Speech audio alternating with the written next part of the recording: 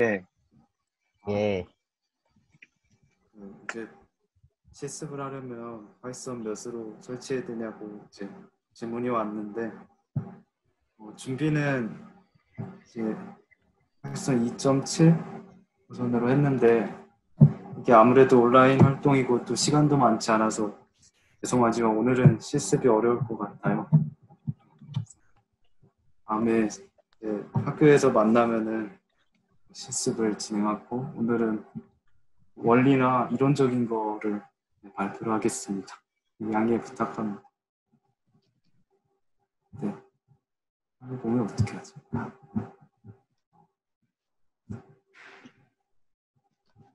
잘 보이나요?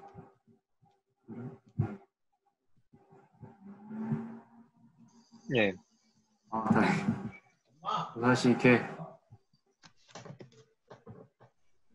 온라인으로 하는 게 낯설어 갖고 호응을 좀 잘해 주셨으면 좋겠습니다. 오늘 발표할 거는 이제 후킹에 대한 발표인데요. 후킹이란 이제 컴퓨터 입력 정보를 중간에서 바꾸거나 가로채는 명령 또는 그런 방법들을 말합니다. 이런 후킹은 이제 해킹 기법 중에도 상당히 치명적일 수 있기 때문에 앞으로 나타날 그런 후킹 기법들을 악용한다면은 법적인 책임을 져야 할 것 같으니까 악용하지 않을 것을 약속을 해주셨으면 좋겠습니다. 마이크 잘 들리죠? 예. 예. 초록색으로 안 바뀌었고 신기하네요. 일단은 저는 이제 윈도우를 기준으로 발표를 하려고 하는데요.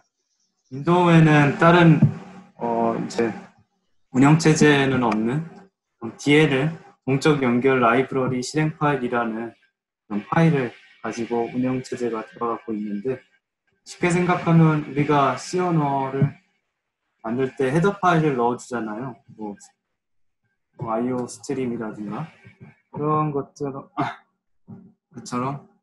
그런 실행 파일 각각에다가 이런 함수들의 모음인 라이브러리를 포함하고 그 파일을 실행할 때 메모리를 할당받는 걸 정적 라이브러리라고 하고 동적 라이브러리는 그냥 라이브러리를 어디 한 곳에 모아놓고 필요할 때마다 프로그램이 그 라이브러리를 참조하는 형식의 라이브러리를 말합니다.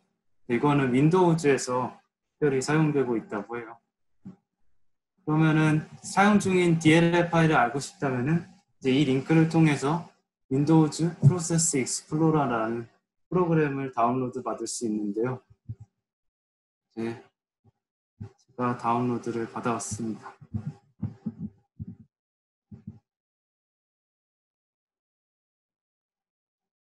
이제 프로그램을 다운로드 받고 열어보면 이런 창이 나오는데 잘 보이시나요? 예. 한번 메모장을 켜볼게요.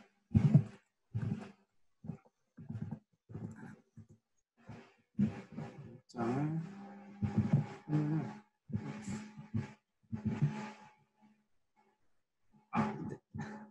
메모장 켜보면은 이제 노트패드라고 메모장을 지금 열었다라고 표시가 뜨죠. 그래서 지금 이렇게 색칠되어 있는 게 뭘까 궁금하신 분들은 이제 파일 옵션에서 컬러들 색칠되어 있는 게 뭐 새로운 오브젝트거나 뭐 사라진 오브젝트거나 이런 것들이 잘 떠집니다. 근데 오브젝트라는 거는 이제 윈도우즈에서 구성하는 구속들을 의미하는데 웹브라우저 창이나 마우스 포인터, 시작 버튼 이런 것 윈도우를 이루는 모든 구속들을 오브젝트라고 합니다. 중에 이런 것들을 볼 수 있고 이제 DLL을 원한다면은 그래서 현재 이 노트패드 메모장을 사용하는데 그 윈도우 운영체제가 참고하고 있는 동적 라이브러리 파일들을 확인할 수가 있습니다. 보시면은 여러 가지가 있죠. 그래서 이제 유저 32 DLL이라는 거를 자세히 보겠습니다. 하면은 그럼 이 DLL은 모든 실행 파일들이 공유하고 있는 라이브러리니까 이 DLL에 문제가 생기면 모든 실행 파일에도 문제가 생기겠죠.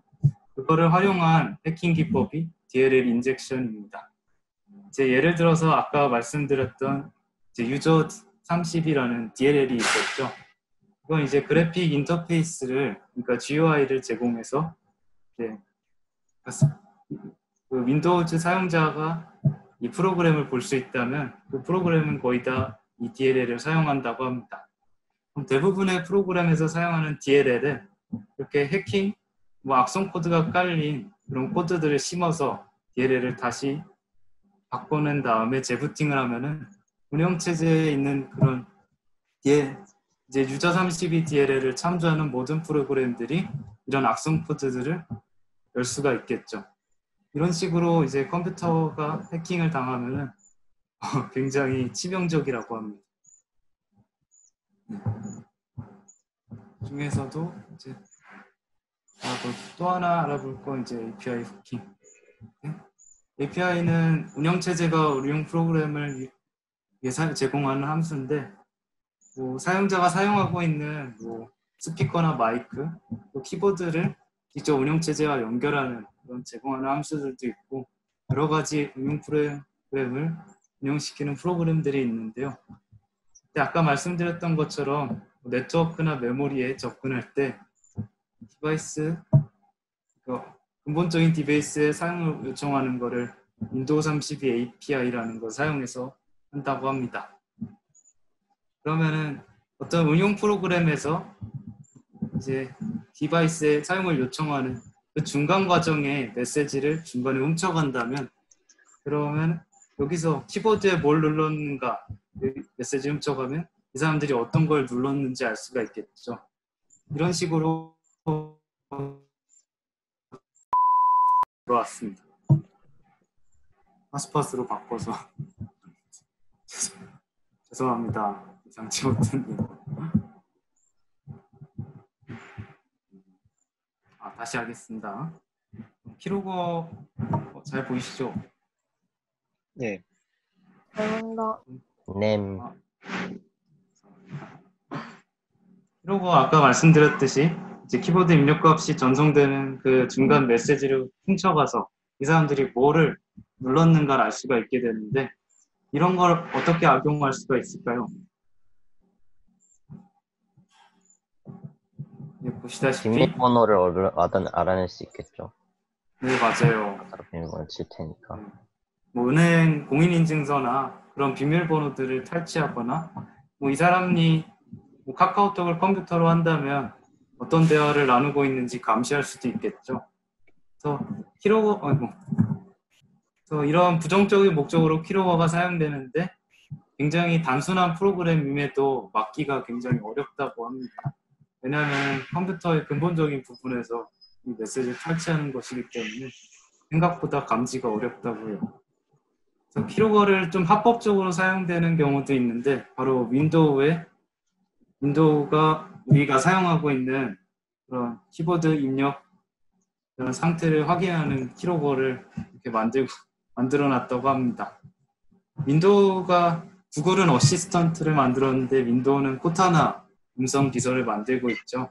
한국어 지원을 원활하게 한다고 사용자의 키 입력 정보를 자동으로 전송하고 있다고 하니까 사용자분들은 이 켠 버튼을 꺼서 개인정보가 나가는 걸 막는 것도 좋을 것 같습니다. 이거는 제가 작년도에 우리 학교에서 아마 컴퓨터실에서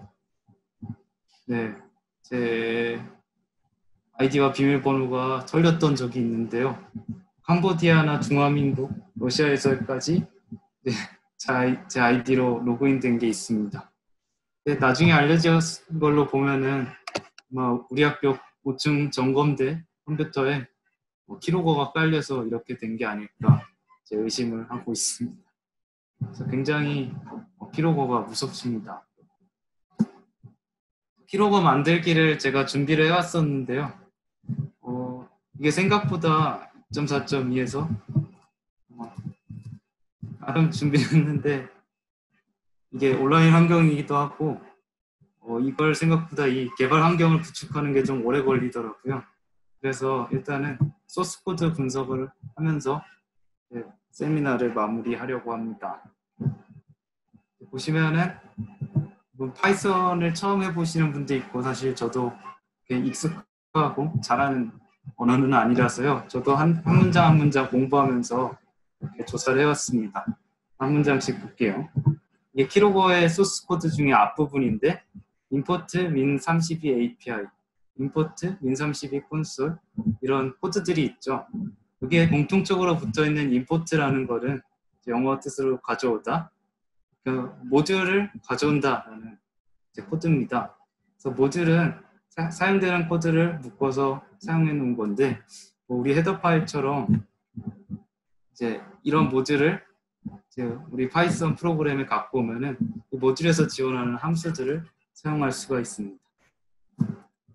그래서 지금 이렇게 키로거 만들기 위해서 소스 코드를 갖고 온 것은 여러 가지 구글에 쳐보면은 GitHub나 네이버 블로그 등 되게 다양한 곳에서도 이용되고 있는 코드예요.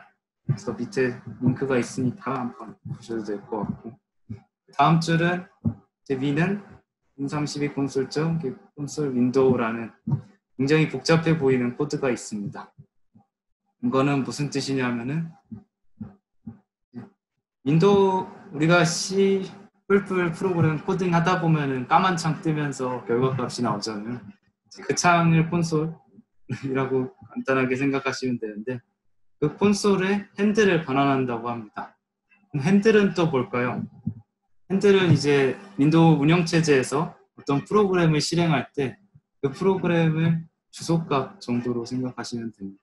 그래서 32비트 정수값으로 반환이 되는데, 따라서 win이라는 변수에 그런 프로그램 콘솔의 핸들 정수값을 저장하는 것이죠.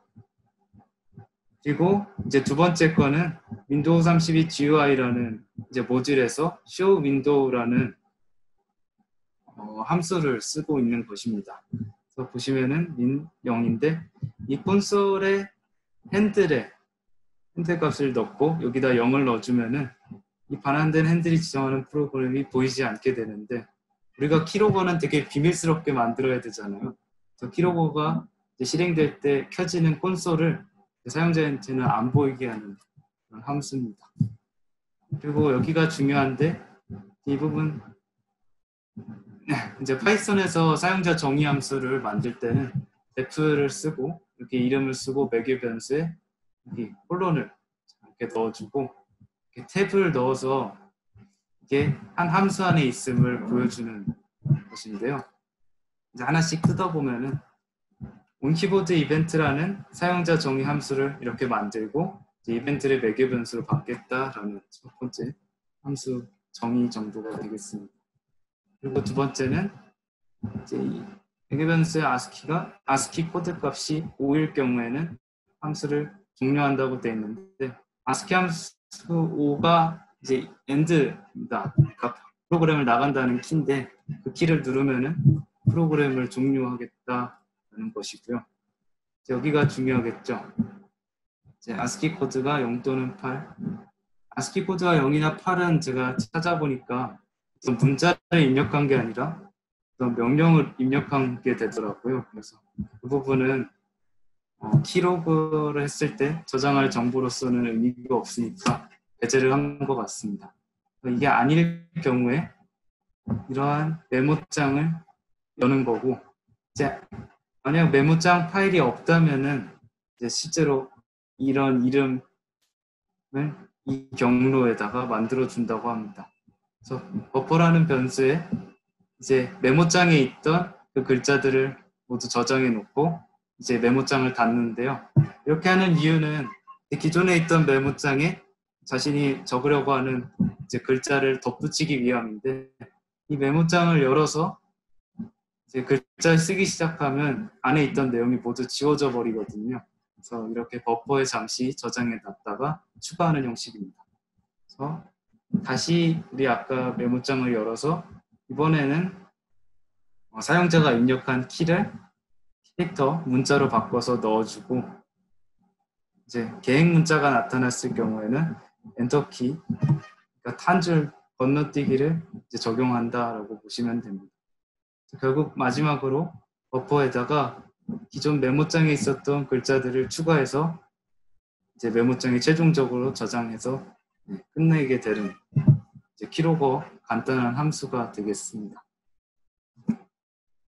그래서 끝으로는 이제 마지막으로 이 부분이 있는데요. 위에서는 그러니까 이벤트라는 변수로 어떤 사용자가 입력한 값을 받고 이제 메모장에 적어서 그걸 저장하는 코드였잖아요. 그럼 사용자가 무엇을 눌렀는지를 어떻게 할까? 이제 그 부분이 중요하게 되는데 이제 HM에다가 파이훅이라는 모듈의 파이훅 매니저라는 함수를 동일화 해줍니다. 이거는 키보드와 마우스 신호를 관리하는 함수라고 하는데 이제 이걸 누르시면은 자세한 설명이 나오니까요.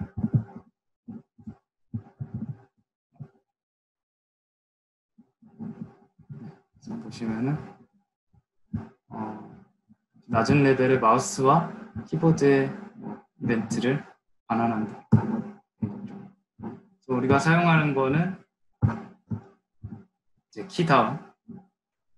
그러니까 키가 눌렸을 때 어떤 것을 실행한다. 함수가 있을 것입니다. 키다운에다가 우리가 아까 위에서 만든 키로그 함수를 넣어주면은 사람이 키를 눌렀을 때마다 위에서 만든 그 키로그 함수가 실행이 되겠죠. 키보드 값에서 함수 할당해서 실제로 사람들이 어떤 걸 눌렀는지 메모장에 저장해서 그걸 파일로 다시 저장하는 키로그 함수였습니다. 이거를 학교에 가면은 한번 같이 만들어 보려고 하는데 제가 맡겼던 부분은 이제 결국 이걸 만들려면은 이런 모듈들을 모두 다운로드 받아야 하잖아요. 근데 가상환경에서 최대한 적게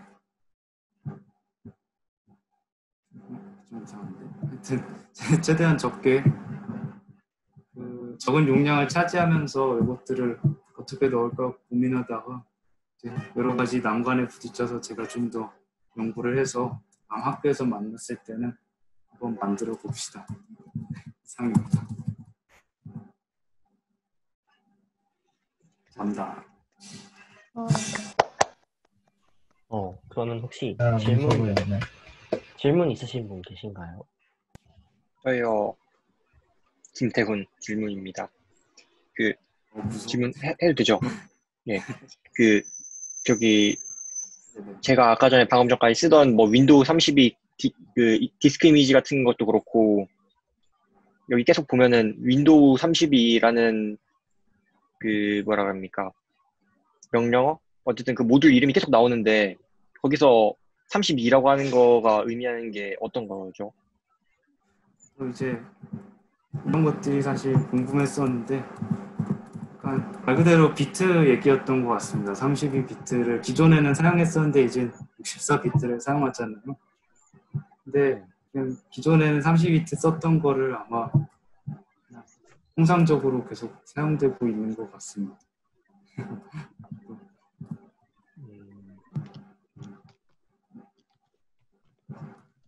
그래서 아직도 우리 64비트 컴퓨터에도 DLL 파일 이름을 보시면은 이제 유저 32 이런 걸 쓰잖아요. 아마 기존에 썼던 명칭들을 계속 이어서 사용하고 있는 것으로 추정이 됩니다.